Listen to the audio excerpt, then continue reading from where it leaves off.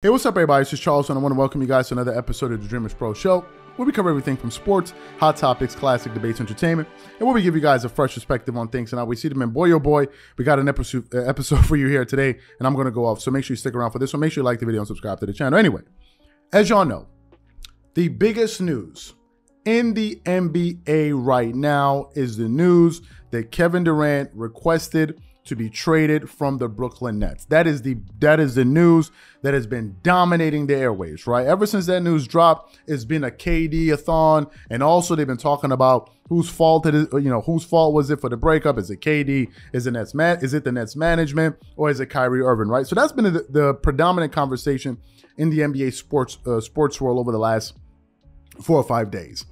Now, while all of that was happening, one voice we did not hear from was Shannon Sharpe. And why is that? Because last week, Skip Bayless and Shannon Sharpe were on leave. They were on break, right?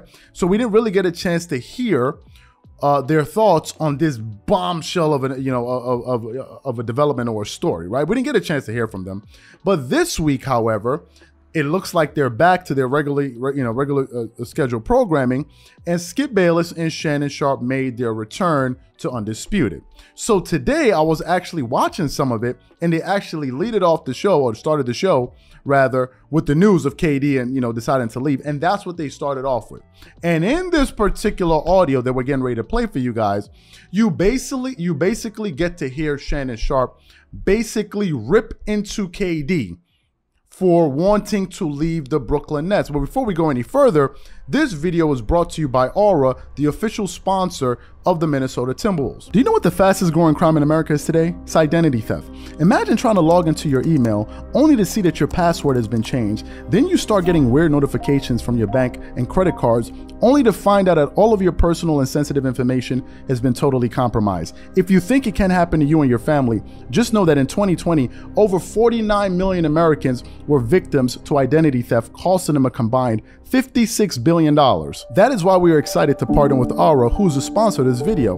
Aura is the #1 identity theft and financial fraud protection. Aura monitors the dark web and alerts you if any of your passwords and accounts have been breached. And funny enough, after using Aura, I discovered some of my credentials were floating around in the dark web, and the app showed me exactly when and where the breach happened. In addition, Aura allows you to set spending alerts, and they'll notify you of any suspicious transactions. Aura is 4 times faster than any of its competitors in alerting you if someone is trying to open a credit card or obtain a loan using your name. And remember this, every 14 seconds, someone becomes a victim of identity fraud. Don't let it happen to you. Now click the link in the description and try Aura for free for 2 weeks and see if any of you or your family's personal information has been compromised. Start your free trial at aura.com/dreamerspro. And when you try Aura by using the link in the description below, also know that you're supporting this channel. Thank you. So before we go any further, I want you guys to take a listen to what Shannon Sharpe had to say here, and then we're going to come back and react to it. So take a listen to what he had to say here, and then we're going to come back and react to that. Take a listen to that. I started thinking to myself, I said, well, you know what? I was surprised. Let me turn this down because I can't hear this in my. But then I realized, Skip, KD, he's a runner. He's a track star. He's going to run away when it gets hard. He can't take the pain. He can't get scarred. Oh, really? And if you get involved, he'll leave your team in ruins. Skip, I'm so disappointed in Kevin Durant that he would choose. Now, can we put this to bed? I think once and for all, this KD-LeBron comparison, we can put it to bed. Because the one thing... put to bed a long time. Yeah, you should have. You should have put it to bed, but you kept making the bed. You kept making it. Skip, I thought Kevin Durant, this was his opportunity. He left Golden State where he felt that he didn't get the credit that he deserved. Draymond Green has gone out of the way. Maybe the outside world didn't give Kevin Durant the credit he deserved. But inside, we gave him more than credit than he deserved. Not more than, but we gave him the credit that he rightfully deserved. Skip, he's about to start a new deal. 4 years, $194 million. It get hard. He wanted to build his team because that was Steph's, that was Draymond, that was Clay's baby. And now he wants out already? Everything that's there was because of Kevin Durant. The head coach is because of Kevin Durant. Kyrie, James Harden, this one and that one. LaMarcus Aldridge, Patty Mills, Blake Griffin. Everybody was there because of Kevin Durant. And now a little adversity starts to hit. Where can he go? And now where does he want to go, Skip? He ain't trying to start from the bottom. Let's go to the teams that were the 2 #1 seeds last year. 2 years ago, both teams were one was in the NBA Finals. Miami lost to the Lakers. Year before last, Milwaukee beat Phoenix. You see what he does, Skip? Hold on, wait a minute. Skip, you remember he was doing an interview? Y'all know who I am, right? I'm Kevin Durant. I'm Kevin Durant. You are. You're an immensely talented player. You're a historically great player, but you run from a challenge, KD. Boy, this real bad. This looking real bad at you, KD. Because what we're starting to see, the slightest sign of adversity, you want to up and move. Man, I'm so disappointed in him, Skip, man. This is ridiculous, KD. And look at the teams. Not Golden. Really? So let me get this straight.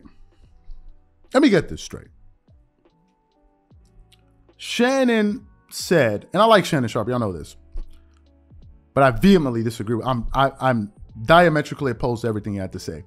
Let me get this straight.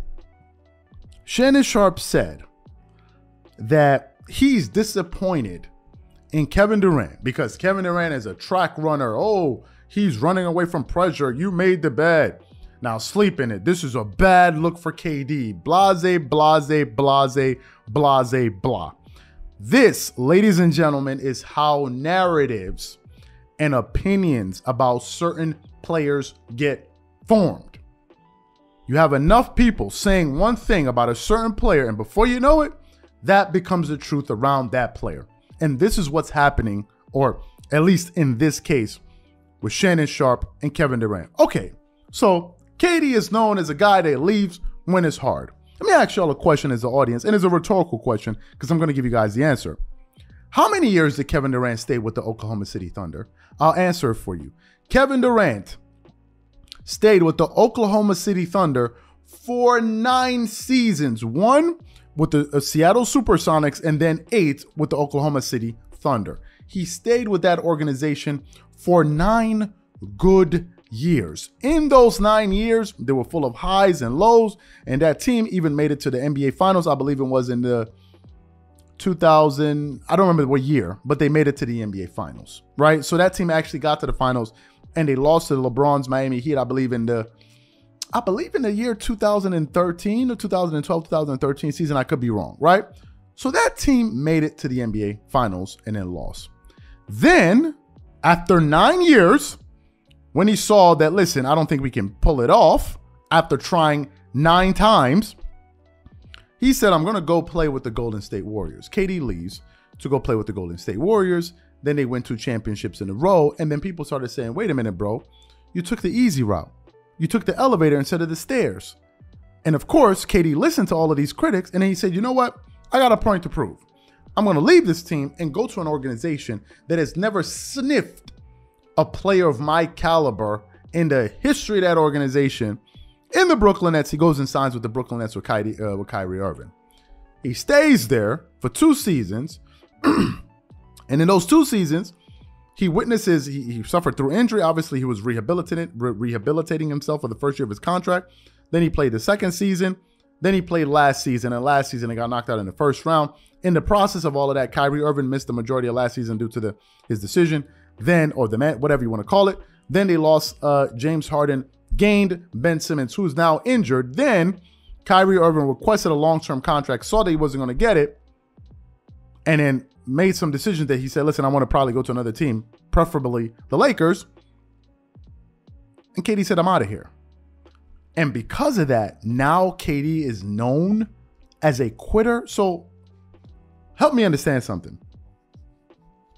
How is it different? How is it any different than LeBron James? LeBron stayed with it 1, 2, 3, 4, 5, 6, 7. LeBron James spent 7 years with the Cleveland Cavaliers, went to the NBA Finals 1 time, lost, got swept, then decides he's going to leave Cleveland to go form a super team.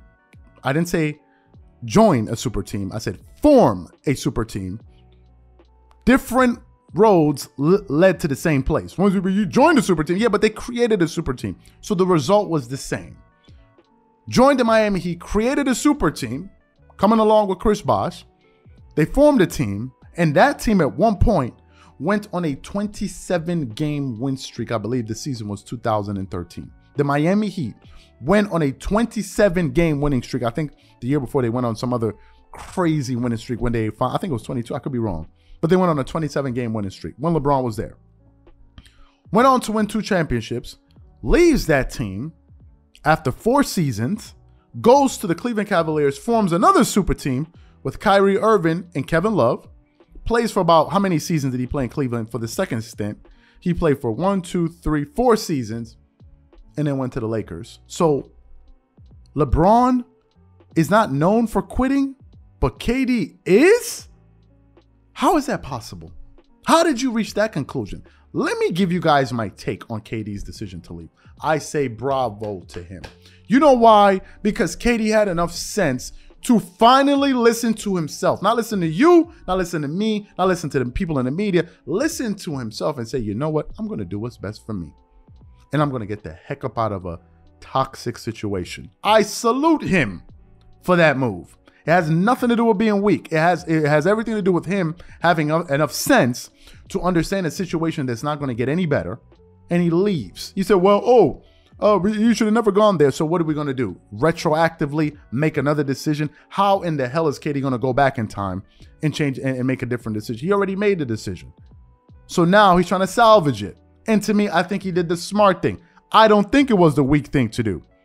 And I totally disagree with any notion that says that. This is just my opinion. And obviously, he gave his. This is my 2 cents. So what I want to know from you guys is this. Number 1, what do you think about his position? What do you think about mine? And how do you think KD looks? Whatever you guys think, leave your thoughts in the comment section. Catch y'all on the next episode. Peace.